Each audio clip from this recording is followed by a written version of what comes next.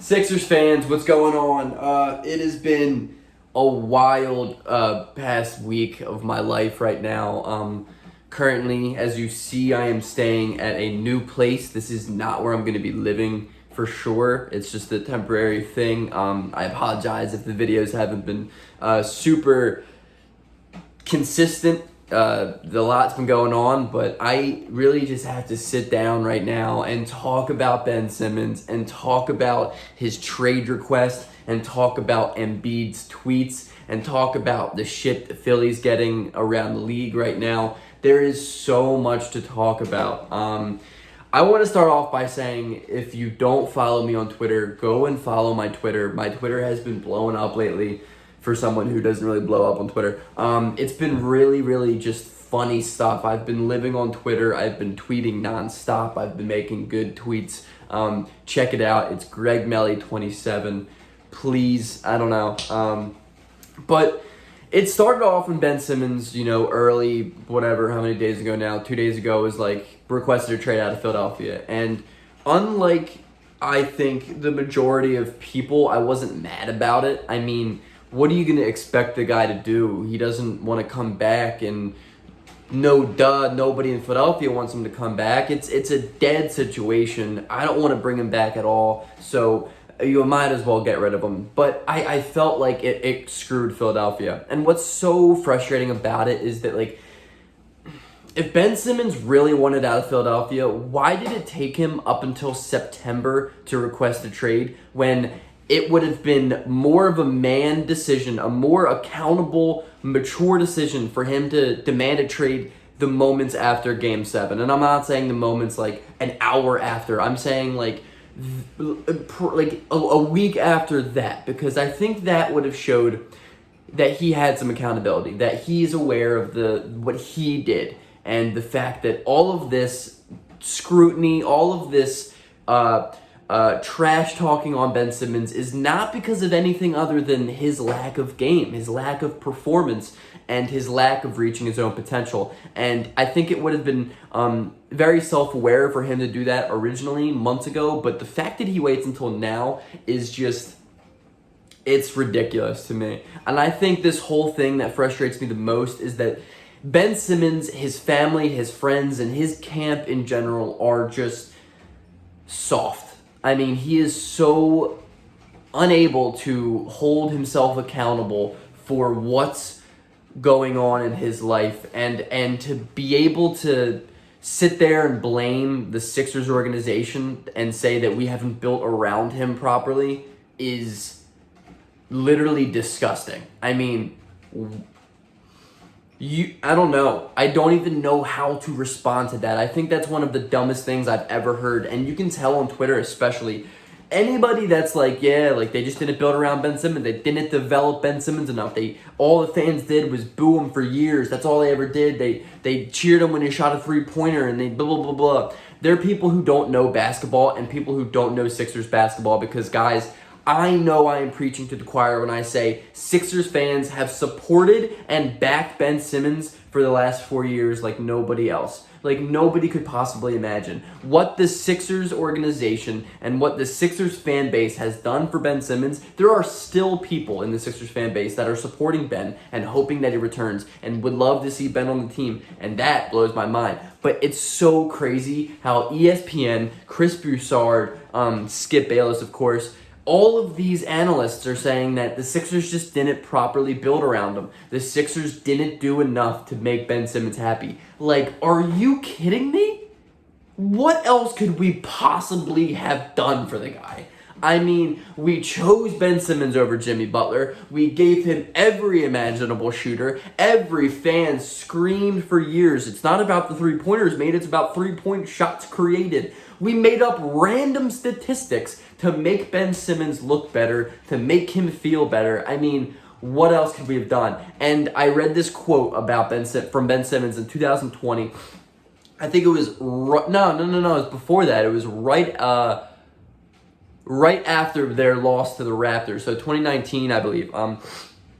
He was talking about how in his life he needs to find himself around people who hold him accountable, because he doesn't know how to hold himself accountable. Which, to be honest, it's a very reasonable thing to say. And I'm not knocking him for saying that, because a lot of people don't know how to hold themselves accountable. I mean, at times struggle holding myself accountable, and that's a thing that I've been really working on in the year of 2021. And so I understand him when he says that. But the thing is, man, he does not surround himself around anybody that holds him accountable. Everybody in his corner coddle him like a baby and treat him like he is the second coming of God or Jesus or whatever the hell. And and it doesn't make you a better player. Having yes men around you in your career does not make you better at your craft. You need people to be able to give you criticism and hard love and be able to tell you where you need to step your stuff up if you need to step it up. And Ben Simmons doesn't have that. I mean, even Doc Rivers, my big knock with him is the same thing I had with Brett Brown, is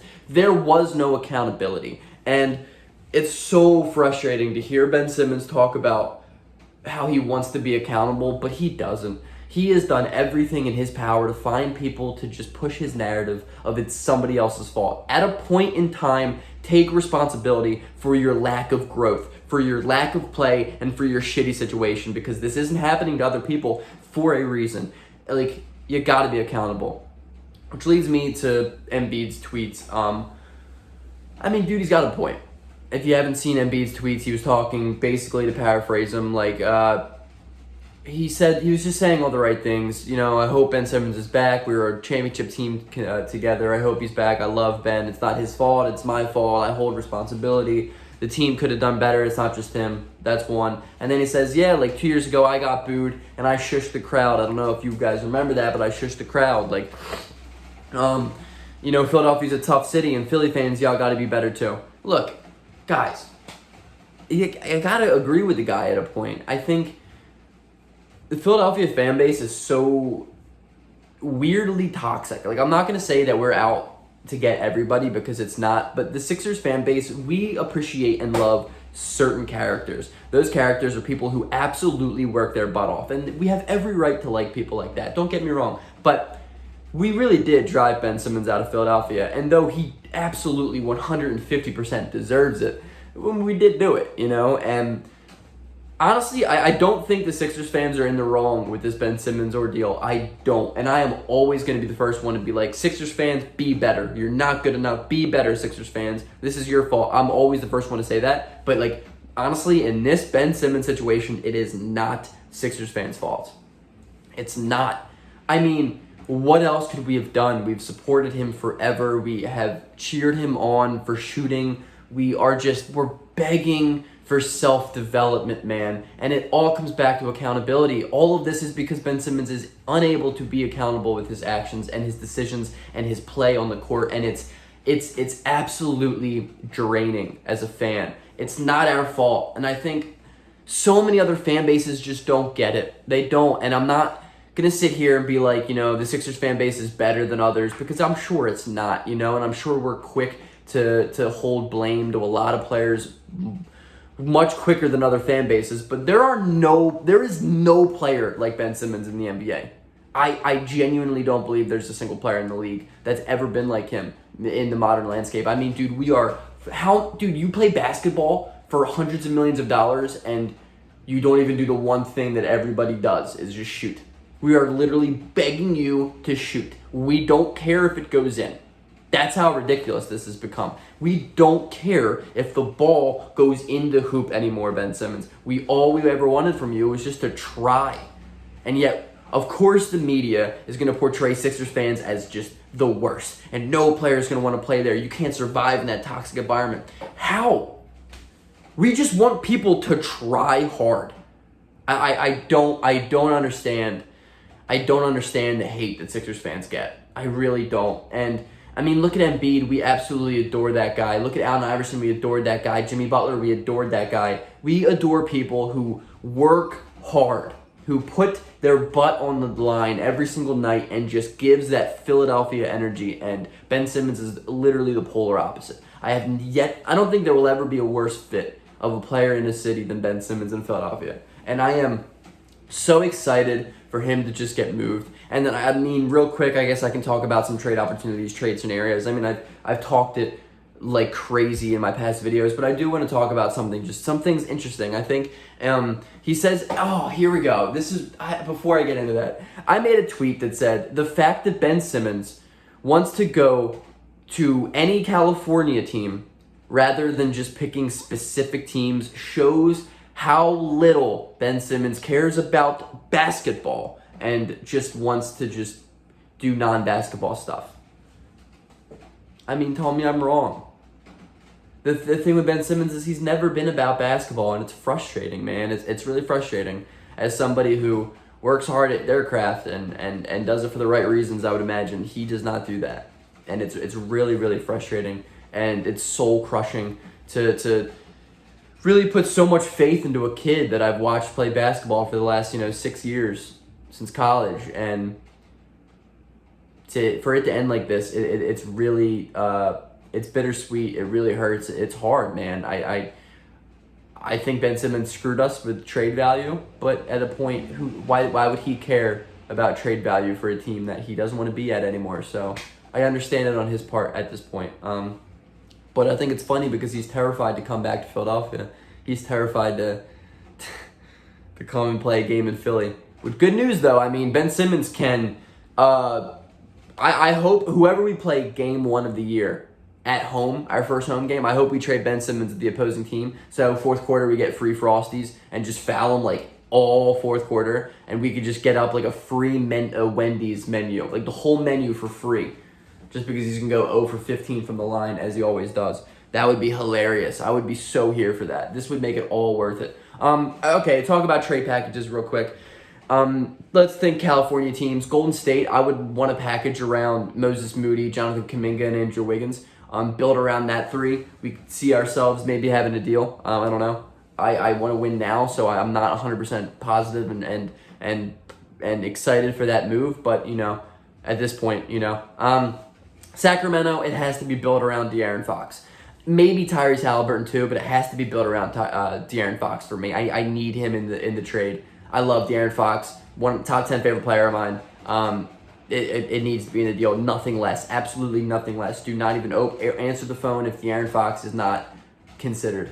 Don't do it. Buddy Hield and Harrison Barnes and picks is not enough. I don't want to talk about it. Let's keep moving. Toronto, I think Pascal Siakam is doable. I think he was dangled around in some trade rumors, so I don't see why that wouldn't work. If not, I think a package around Fred VanVleet and some picks is doable. I would like that. Maybe. I don't know what I would like anymore. I'm just saying things. Scotty Barnes is probably off the table. I mean, Siakam would work, but him and Tobias Harris are way too similar of a fit. That would probably lead to a trade of Tobias Harris, and that would just be weird. Let's see what else we got. This is all top of the head, too. What other teams? Minnesota. Minnesota wants him the most. I would send him to Minnesota for nothing less than a package centered around Anthony Edwards. Anthony Edwards, not D'Angelo Russell. Sure, send us Karl Anthony Towns. It would never happen, but Anthony Edwards. D'Lo is not enough. It's not enough, and I think Anthony Edwards in a pick would be doable.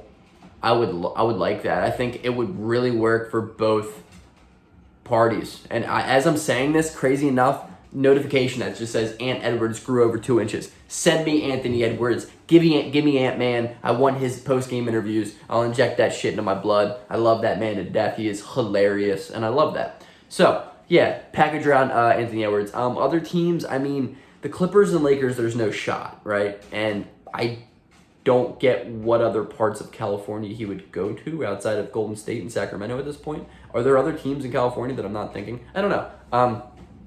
So there's so much going on, and I just think the Ben Simmons trade, he killed us with this, but you can't blame him. It's a double-edged sword. This has been a long video. I apologize. I've had so much to talk about. Follow my Twitter, follow my Instagram. Leave comments below. Thanks, guys, for always supporting. Love you guys. Peace.